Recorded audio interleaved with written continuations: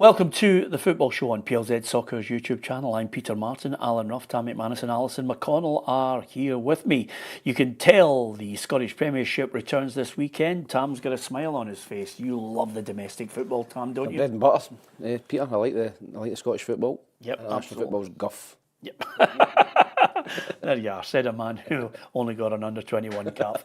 Nevertheless, we're absolutely delighted you could join us, and if you've got any comments, by all means, you can share your view on the comments section below. We like to give everybody a mention, and over and above that, as far as the football show is concerned, we'll be looking at all the calendar on a Saturday, which is great, Ruffy. I like it when it's a Saturday. Yeah, I'm sure some of the fans will be happy with it. A lot of them won't be happy with the times.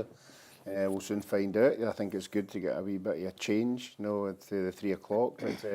It'll be the fans that will determine whether they like it or not. Yeah, okay, lots to talk about. Scotland, incidentally, get Greece in the Nations League playoff. We'll talk about that. Alistair Johnston has signed a new contract at Celtic, and Philippe Clement, remember that link to the Belgium job, but not according to the Belgian in charge at Rangers. And also, Pep Guardiola has signed a new deal at Manchester City, which must be to the delight of everyone around the Etihad. We'll discuss that in English Premier League a little later on in the programme. If you've got a chance, hit the subscribe button on PLZ Soccer's YouTube channel, and if you download the app, you'll get all the breaking news at your fingertips. We'll also have the news sponsored by Arnold Clark a little later on in the show. Celtic's AGM took place today, and who better to send out there than Alison McConnell? It's been chilly here in Glasgow this morning. However, there was nothing other than a warm welcome for the Celtic hierarchy as they took to the stage for the AGM here at Celtic Park. It might have been frosty in the past at times, but the fact that this is a club who is in rude health both on and off the park meant there was little real aggro in the meeting. Key topics that were up for discussion were the fact that Celtic need to sustain access to that Champions League money, with the newly formatted tournament bringing in significant riches, particularly when it's compared to the second tier of the Europa League. Also up for chat was the issue of the Celtic end. There has been an element of the Celtic support keen to push for a second safe standing area. Michael Nicholson, though, has insisted that the drive for that is coming from a fan group and not from within the club, with those who are currently positioned there under no real threat in terms of moving. Other than that, there were a few laughs along the way as Nicholson was told he's now the new godfather of Scottish football, with Peter Law sitting in that Marlon Brando role. In any sense, however, the fact that things are going so well off the park, Celtic currently in rude health financially with around £77 million in the bank. They're undefeated on the park, currently joint top of the league with Aberdeen, and looking as though they could push to qualify out of the Champions League and into the knockout stages after January, meant that really it was a morning where it was about sharing the joy of that rather than any recriminatory statements. With Celtic in rude health on and off the park, it made for a fairly assured and comfortable meeting for those sitting at the top table. Yeah, thanks to Ali, who braved the cold out there at Celtic Park. And of course, anytime you're out now doing a piece to camera, it gives people a chance to just basically tell you what they think of you, which is great, Ali. Yes, we always welcome the feedback. Absolutely. And good to know that the Celtic fans are viewing, Michael Nicholson and Peter Lawwell in the Godfather movies. One of them crocs it in the end, to be honest with you, Ruffy. I thought Star Wars would have been more appropriate. Yeah, but if you're going to go to an AGM, that's the one you want to go to. We've seen some really bad AGMs, but this one seems to be okay. And just imagine Michael Nicholson sitting like Big Jock out chewing the fat, remember Big Jock buying and selling him with the money and all that, the Percy, the money Percy. Well, I'll tell you one thing though, on a serious note, Ali, AGMs go well if you're winning. It's the bottom line. See, if you have a winning team on the park, I think there's very rarely any real aggro at them. I think I remember being at one and the biggest complaint was trying to get into the car park before a Champions League game, that somebody turned up before a Barcelona game and couldn't work out why they couldn't get in the car park an hour before kick-off. I think if you have a winning team, I don't think anything else is particularly relevant. I think it's all that people care about is the fact that there's success on the pitch, that you have a stable team, that you're on your way to success. I think everything else just pales into insignificance. Usually, as a young reporter, to be sent to any of those AGMs was basically the equivalent of root canal work, because I could think of nothing worse, Ali. There's always somebody who says it's time a fan was on the board. Did that come up? No? I would guess it would. Yeah, I agree with you. I think I've sat through many an AGM in my career, and there might be a couple of fun elements within it, but by and large, they are long and fairly dry. Yes, absolutely. A brilliant way of saying it's a waste of your afternoon. You just rather do something else. Gary Connor says, Peter, is there any chance you could send Ruffy over to St Mirren at some point? Many of us older fans would love an update on Uftenblasen FC, the German sister club. Do you remember that? They still the. This is Gary. This is Gary who's mentioned. Well, they used to come every year, you know, but yeah, I remember that clearly. Yes. Just in case you're wondering, Ali, what that's all about. Ruffy made just basically a theme of trying to work out something that could wind up Gordon Smith, who was one of our older pundits on the channel. And Gordon, who was as gullible as they come, basically Ruffy said to him one day that some fans couldn't get over from their twin club that they twinned with, and it was Uftenblasen. And Uftenblasen was what Ruffy thought sounded German, and he knew Gordon would jump right in there. And Gordon went, Uftenblasen. So well done to Gary for remembering that. Yeah. Anyway, the AGM has passed without any great controversy, so I'm sure Celtic fans are delighted with that, and the board as well, as everybody is usually voted back on due to the fact that there's some people with 85 million shares. Okay, before we get to the meat and bones of the Scottish Premiership, let's talk about that draw for Scotland in the playoff, because Ruffy, it's Scotland versus Greece playoff next March. Yeah, well, the immediate one is the frightening bit was they actually beat England over here, but obviously England turned them over there, you know. So I think they're ranked below us, aren't they? They're about 45 or something like that. I think they've had a good group. Yeah, a good group with France. They've had a good group and they've finished, you know, second in the group, so that's very positive. It's going to be a hard game, always is, but I think we're now seeing a wee bit of light at the end of the day. We've got a team who are actually trying to win games than not getting beat.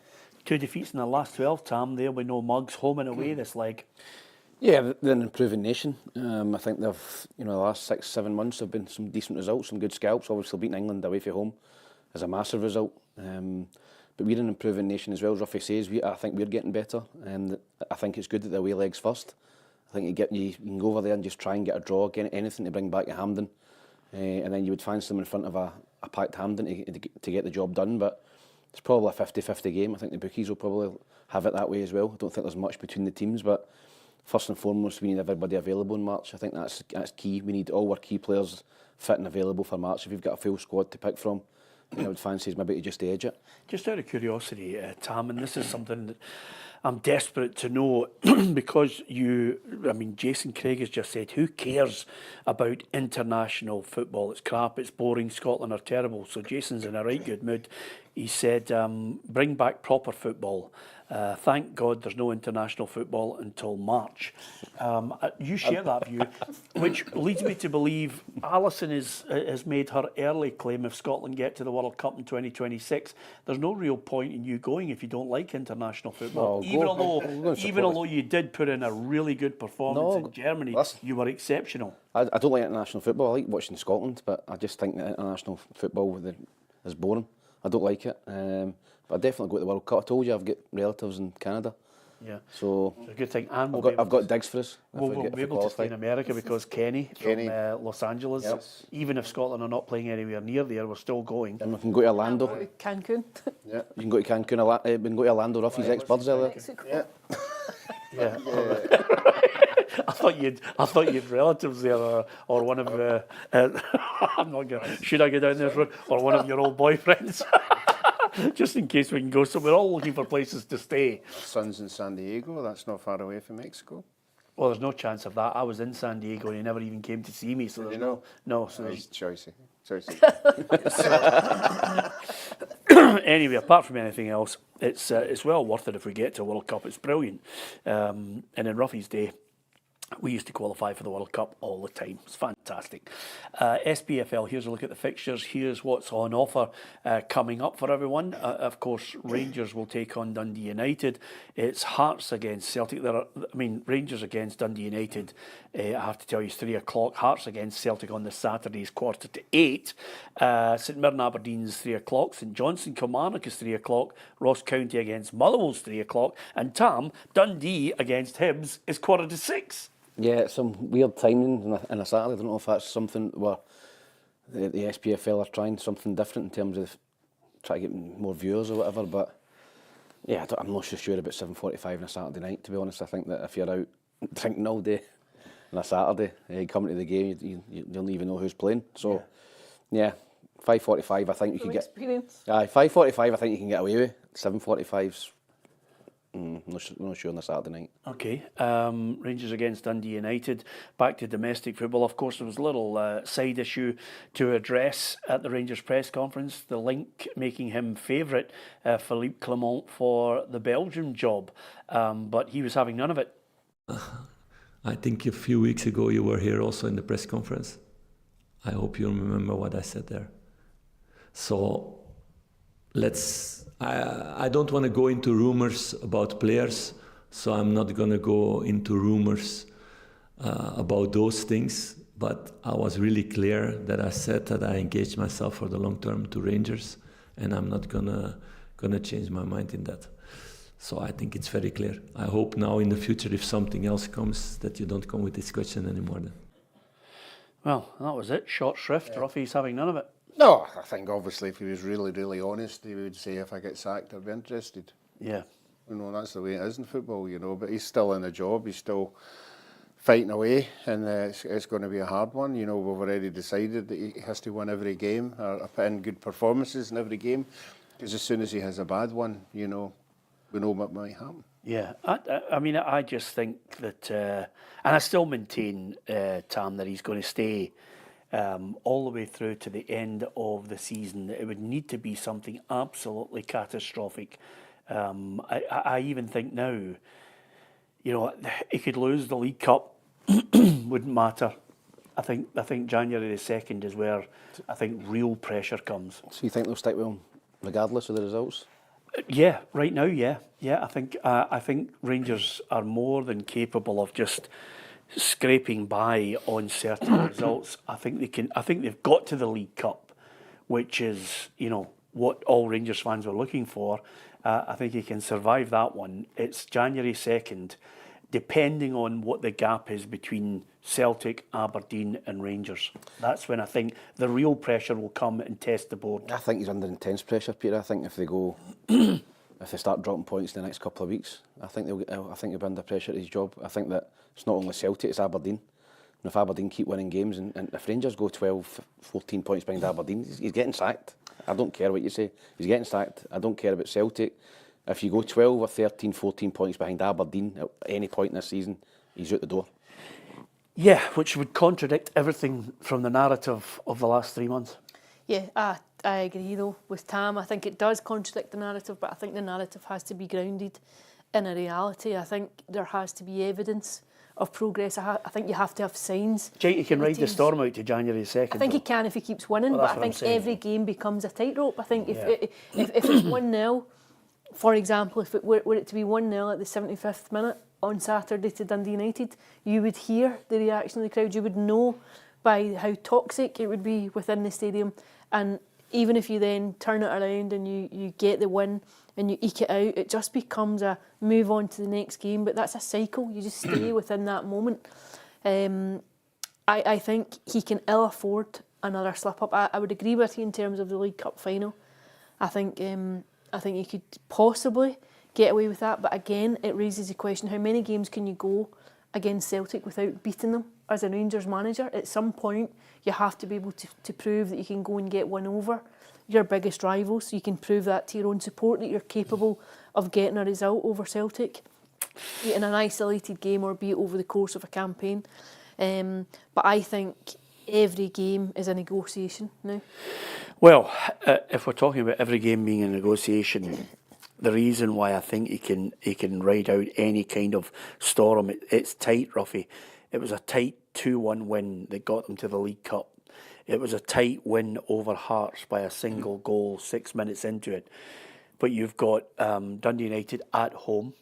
You've got Nice away. You've got St Johnstone away. And then you've got Kilmarnock at home. You've got Ross County away. You've got Tottenham, which they don't expect to win. They've got at home to Dundee, away to St Mirren, and away to Motherwell. Now, you would look at all those games under normal circumstances and say they're all games that Rangers should be winning. Yeah, I think he'll believe that he can win them. I think the international break's been a wee bit of a bonus for him. You know, it's taken the eye off of what's happening at the club. You know, they're still not appointed anybody behind the scenes. All right, they've moved the guy up to director of football or something like that. But, you know, I think the international football has released a wee bit of the pressure. But now he's moving into the football games again that are going to come fast and furious. And I think it's the kind of games like against St Johnstone, at St Johnstone dropping 2 points or going to Ross County, that they're the ones that are going to, you know, be the nail for them. But yeah, I agree with Tam. If the Rangers supporters go 15 points behind Aberdeen and Celtic, they'll be all hell to break loose. Yeah, okay. Interesting enough. It's Dundee United. Rangers have managed 2 wins since that defeat up at Aberdeen, and they're against the Dundee United side that have a good start to the season, 4th in the table. Yeah, they have, and I think they started the season really well. They obviously ran Rangers close at Tannadice early in the season. I think it was 1-0, but you know, Rangers just need to keep winning games. I think performances are secondary at the minute. I think they just need to keep winning games to keep the pressure off. You know, they scraped by Motherwell, they scraped by Hearts at home. I think they'll possibly scrape by Dundee United at home as well. And then they've got games, Ross County away. That's probably one of the games that cost them the title last season. You know, you're right, on any other year you would think Rangers, that run of games, Rangers would take maximum points. But I've just not got any confidence that Rangers are capable of winning 5 or 6 in a row before they play Celtic. And that will just increase the pressure because I think Celtic will. So you don't think he can go undefeated?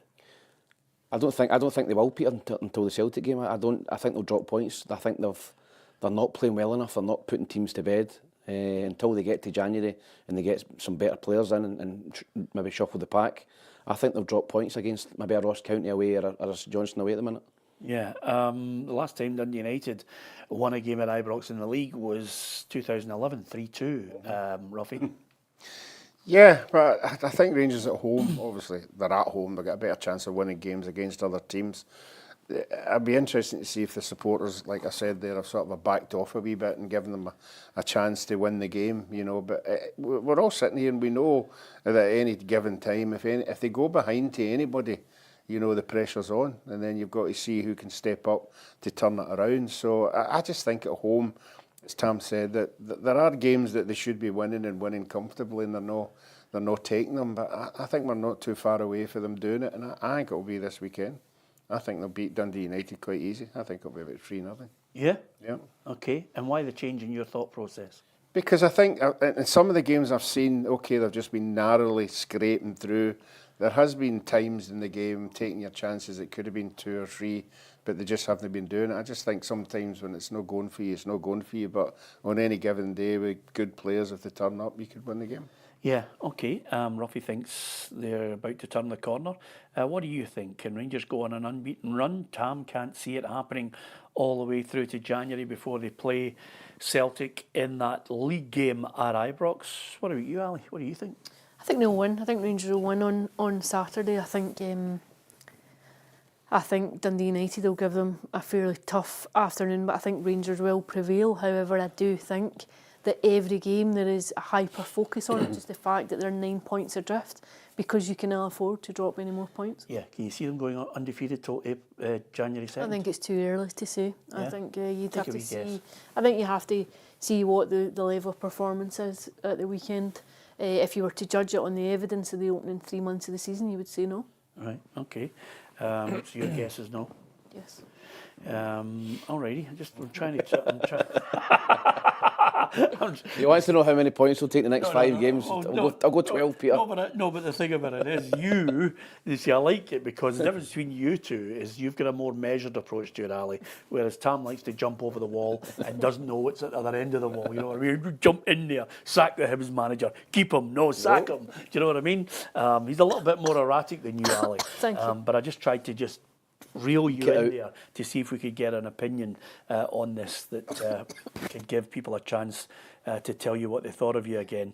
My friends. By the way, the Flying Haggis says, Peter, could you ask Alison if she felt threatened by another female journalist on yesterday's show? He says, I've never seen you look so well dressed for PLZ. What a scathing remark that is, eh? Moira was Moira on Wednesday on the journals. Yeah, Moira was great on the journals. Threatened. I don't think so. It takes a lot to threaten Ali. Usually outside Celtic Park in a piece to camera. Anyway, Hearts Celtic. Alistair Johnston, Alison, what do you make? 2029. Yeah. I mean, he's a fabulous player for Celtic, isn't he? I think he's had a really good start to the season, and I think it's sensible from Celtic. I think it just protects him if anyone is to come in for him. And make a bid maybe this summer, then you know you're going to get top door for him. And Is I he a think, quiet man that nobody's really had their eye on thinking about it? You know, because everybody's going, I think there Yeah. has been a wee bit of talk about him moving on. I think he's played. I think last season he dipped a bit. I thought he had a very good first half of the season when he first came in. He had a really good first 6 months. It was very seamless when Juranovic left. He slotted straight in January, which isn't always easy to do, as you saw with Nicholas Kuhn coming in halfway through a campaign, but he came in, slotted in immediately. Last season I thought he was a bit more inconsistent, but I think he's had a very, very strong start to the season. I think he gives Celtic a whole other dimension on that side, and I think it's just good business practice. You reward the player, and you also know you have an insurance policy should there be anyone coming in. Yeah, it's Hearts against Celtic, 7:45 kick-off, which again, I love Tynecastle under the lights. It'll be absolutely bouncing. Are they aside one win in the last 5? You know, the last win, 3rd of March, 2-0 at Tynecastle. The last time they were able to do that, I think that was Stevie Naismith was still in charge then. Are they capable? Do you see signs of something that they could upset the apple cart with Celtic? No, I don't, Peter. I think the Celtic win comfortably. I know what you're saying. It is an intimidating atmosphere there, and the fans really get behind the team. But I just think Celtic are too good. They've got too many weapons in the forward areas for Hearts. How good are they with regards to what Brendan was talking about? He was talking about the obvious situation where, you know, the 2016 team, the Invincibles? Yeah, and then he said this team's quicker. Yeah, but listen, I think there'll always be comparisons with good Celtic teams. Celtic are still to prove it this season that they can go unbeaten all season and win the treble. You know, it's very rarely done. But I think looking at Celtic this season, the strength and depth they've got, the quality of other teams, I think they've got every chance of doing it again this season. Hearts, Tynecastle is usually a tough game, but I just think Celtic will go there and steamroll them, Peter. I'm not been impressed with Hearts at all this season. Lawrence Shankland struggling to score goals. You know, he was the main catalyst for them last season. If he's not scoring, nobody is. So I think Celtic will go and win the game comfortably. Yeah. 3-0. 3-0? 3-0 Celtic. Ali, what do you think? I think Celtic will win. I don't know how comfortable it'll be, but I would fancy Celtic to come through it just based on where both teams are at the minute. You've seen Hearts toiling. I think they lack a threat in front of goal. However, you know that Tynecastle, there's always an added spice, I think, when Hearts host Celtic. But I think Celtic will be too strong for them. And what do you make of this? Craig Gordon, Shimonovic, Boyata, Lustig, Tierney, Brown, Sinclair, Armstrong, Patrick Roberts, Callum McGregor, Lee Griffiths, Rogic was a sub, and they had Beaton, Moussa Dembele, James Forrest. Which is the better, do you think? That's the 2016 side that went on that unbelievable run. I always think it's quite difficult to compare teams, but I think just now you would say that this team is stronger when you look at, if you put each player up and measure them against one another. I think you could make an argument to say that they're stronger in certain areas. Yeah. Ruffy? Give me it again, the team. And you'd say that, by the way. Honestly, you're such a pain in the arse. Craig Gordon. So Craig Gordon in goal, Shimonovic, Boyata, Lustig, Tierney, Brown, Sinclair, Armstrong, Roberts, McGregor, Griffiths. And their bench was De Vries, Gambon, Sviachenko, Beaton, Rogic, Dembele and Forrest. Yeah, it's a better pool. I think a better pool of players. One? Particularly the back four. I think it's stronger.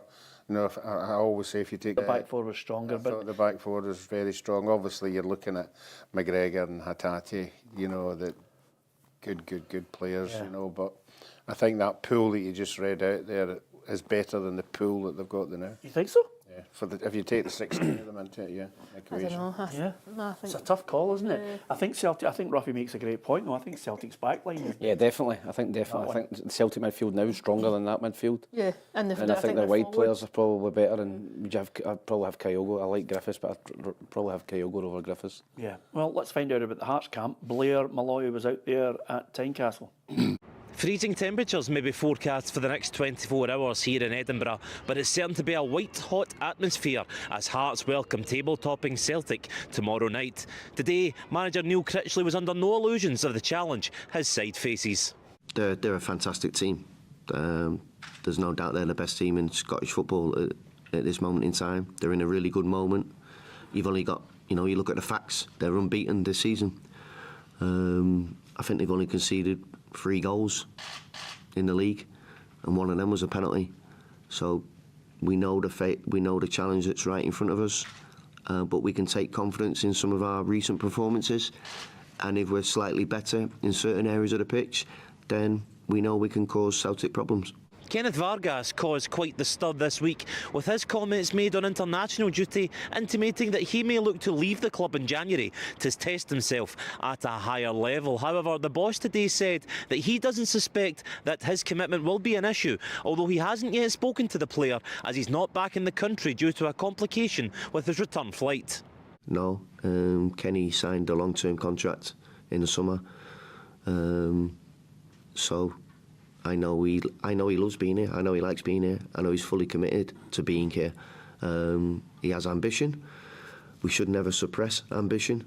But my findings of Kenny so far is he's a boy who wants to learn and get better, and he has things to improve. And the best talking you can do is always on the pitch. Critchley refused to rule Vargas out of contention for tomorrow night. However, what is certain for the players who do take the field, it is set to be an absolute cracker under the lights here at Tynecastle. 7:45 p.m. tomorrow, it's Hearts versus Celtic. Yeah, thanks to Blair Malloy there out at Tynecastle. Interestingly enough, good to know that Kenneth Vargas, on the back of those comments, Ruffy, just booked a flight to Barbados and decided not to come back. I mean, it's not the first time it's happened. The players went away in international duty and did an interview with a local journeyman, and obviously put his foot in it, but I'm sure you'll have to do something to get the fans back on, because fans don't like that kind of thing. But even worse if he doesn't make it, that's a shock. But no, I think it's going to be a tough one. I don't know. I think it's going to be a tough one for Celtic if they don't produce the goods that they produce at home. We've saw it at Ross County and we saw it at Kilmarnock where they struggled a wee bit. I think they'll still win. No, I think they'll. But I don't think it'll be a 2 or a 3. I don't think it'll be 2 or 3 nothing. I think it'll be. You think Celtic will win? Yes, I do. So just say it then. All right. You just want me to say, okay, Celtic 2-1. I'm trying to explain to you that it's going to be a tough game. We know it's going to be a tough game. Everybody says that in every other bloody podcast that there is going. Okay. We just want an insight into the brutality of Kenneth Vargas. I think the other thing about him is quite simply, I think he'll get pelters from a lot of people. I think he'll get pelters from some of the fans for these comments. I think so too. I think if Hearts were winning and he was scoring goals, I think such comments you maybe grumble about and forgive, but I think when your team are where they are, I think people will be a bit frustrated with the timing of them as well as the comments themselves. I thought that was an interesting remark there, that he wasn't actually back in the country but he's still in contention for tomorrow's game. Brian's just said Vargas has a problem with the flight, aka gone AWOL. Well, that's your interest immediately peaked when he said, he's not actually back in the country. Yeah. So Yeah, I'm kind of curious to see whether or not he's back. Yeah, Errol Campbell's just said, what do you make of this, Ali? Errol Campbell's just said, every week, Ruffy's the same. Every week. Errol, remember as well, by the way. Spot on, Errol. Although we...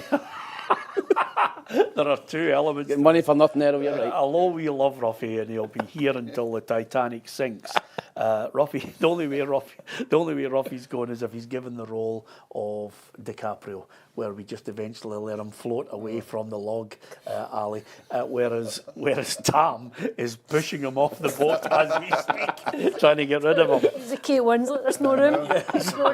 Exactly. There's no room in my door. Tam has no sympathy for Ruffy. I'd like to be on that raft with you anyway. You'd be like, get. Exactly. So, and I like this line, Vargas wants to move in January to play at a higher level. He could end up at St Mirren, Ross County or Dundee in that case. So clearly he's not a Hearts fan. Listen, I think he's going to get a little bit of flack, but I have to say, if he was going to do anything, we love a comment, so keep on. Players, I love players who've at least got a comment, but if I was the Hearts fans, I'd be turning around to Vargas and saying, any chance you could do your talking on the pitch and score from maybe 12 yards out? Although the stage is maybe set for him to score tomorrow night if he features. Yeah, I think, Tam and I are in full agreement on this. I can't see Celtic losing a domestic game at all. I just think they'll look as if they are on another planet at the moment. The game against Leipzig, frighteningly good, surprisingly good. Peter, did you think they were on another planet against Kilmarnock? No, but I think what they are is a club that and a manager who's now got. Not only are they playing a system, and he's learning as he's going on. He's actually, I think he's a better manager second time around because he's maybe shown a modicum of humility in saying, I need to change this. I'm getting flack for playing the way I'm going to play, but he has changed. He has altered the way they play, and he has emphasised the need when you come up against a better side to ride the storm, to make it tight, and then pick your moments. Dortmund was a heavy, heavy lesson, Tam. And I think he's changed that. The other thing that he has that every other club in that Scottish Premiership doesn't have, he can change it with 4 or 5 subs. Yeah, and the 5 substitute rule, we've said that for so many years now. It really benefits the bigger clubs, the bigger teams. You know, Celtic, you look at Celtic's bench and you go, they could make 5 changes and the team's not weakened at all. And that's not the case with other teams. Other teams usually, you get your starting 11, your pool of 11, 12, 13, and then if you get guys that maybe not quite there, and you sub, your team gets weaker. But Celtic can bring 4 or 5 on, their team's just as good, as, if not better. So, no, I agree. I just think they're in the zone at the minute, and I just don't see them slipping up at all, unless maybe a red card, something like that happens. But we've seen that last season with Celtic, a red card at Tynecastle, but nah, I just think Celtic win comfortably. 3-1? 3-0. 3-0. 2-1. I think they'll be enhanced too with the fact the likes of Callum McGregor and Kuhn not away in international, just to give these guys who have been playing maybe 2-3 games a week since the start of the season, give them a break now as well, and then come back in refreshed. Okay, you got 2-1 Celtic. 2-1 Celtic. St Mirren against Aberdeen. The Dons 11 games unbeaten in the Premiership. They scored 24 and conceded 10. But the St Mirren boss Stephen Robinson says, "Listen, we're not going into this game in fear of what the Dons can do." There's nobody in the league at the minute where you go, okay, we really fear you. It's if we turn up and we play the way we have been in the last 4 or 5 games, then I've no doubt that we can get a result. You know, we go in confident into the game. We've had a really good run of form and results. A terrific result away to Hibs last week, which is no easy place to go to. So we're really very much looking forward to the game. Yeah, St Mirren, what do you make of them this season? He says they don't fear anyone. I mean, we always look and say, you analyse a side and what they've achieved, and Stephen Robinson sets the bar higher and higher. Are they better or weaker or poorer this season? Still quite early, Peter. I think they've obviously got in the top 6 in Europe last season. They'll go a long way to better that, to be honest. I think that obviously they've had a couple of issues off the park and they've lost some players from issues nothing to do with football, but I think that they'll always be thereabouts. I think that Stephen Robinson's consistent in the way he plays, the guys he signs, and they'll always be around about the top 6 for me. I think they're pretty consistent. Yeah, they'll have ups and downs like most clubs outside the Celtic, but I think that when you look at the runs they've been on, they've went on, lost 4 in a row, 5 in a row, but they always bounce back, Peter. It never gets to a crisis moment where you think, gee, you might get the sack. They always kind of bounce back in the great result against Hibs just before the break there. So that's a bit tough one for Aberdeen. I think Aberdeen, obviously, unbeaten this season at home. I've eked out a couple of results away from home. Ross County away, Dundee away. They've went down there and got results. I think it'll probably be the same tomorrow. They'll have to go down there, win the battle with St Mirren, and then hope that they can score some goals at the other end. But that's a bit tough one. I'll maybe go Aberdeen to nick it 2-1.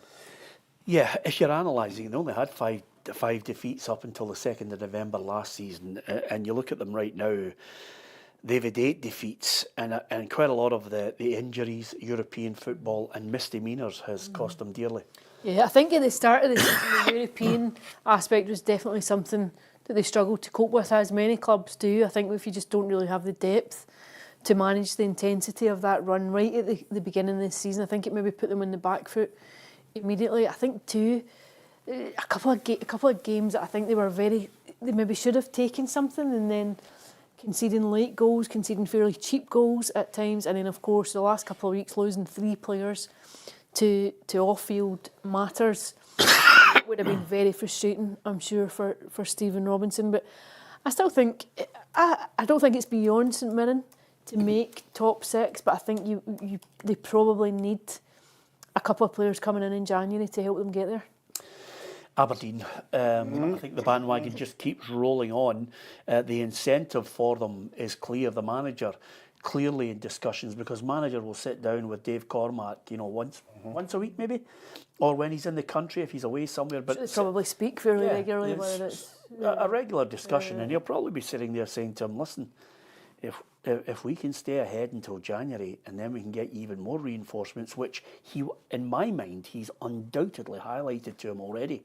Well, you just have to look at the crowds. Pittodrie, it's a full stadium. Why wouldn't you keep them on board? Why wouldn't you keep them interested in the January window? Why wouldn't you bring in a couple of players, to refresh everything? But we all sat here and said, well, let's see where you are in October.